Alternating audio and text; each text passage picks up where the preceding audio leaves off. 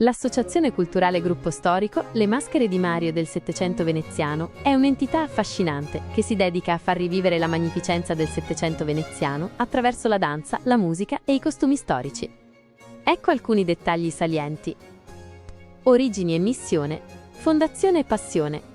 Il gruppo è stato fondato agli inizi degli anni 2000 da Mario Giuga, spinto da una profonda passione per la musica classica del XVIII secolo, i balli dell'epoca, minuetti, quadriglie e i sontuosi costumi del Settecento.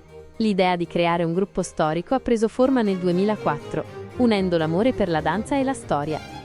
Ambasciatori del Settecento veneziano. L'associazione si è affermata come un vero e proprio ambasciatore del Settecento veneziano, portando in Italia e all'estero l'eleganza, la cultura e l'atmosfera di quell'epoca straordinaria.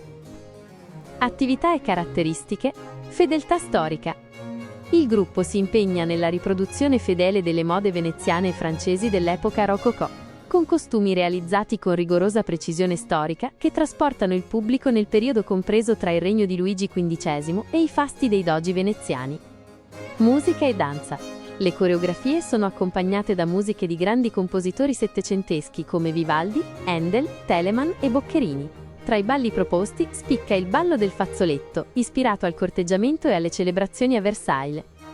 Eventi e manifestazioni. Le Maschere di Mario del Settecento veneziano partecipano regolarmente a importanti eventi, tra cui il famoso Carnevale di Venezia, dove si esibiscono in Piazza San Marco con danze storiche come la Danza delle Favole. Sono presenti anche in altre manifestazioni culturali e storiche in tutta Italia e all'estero.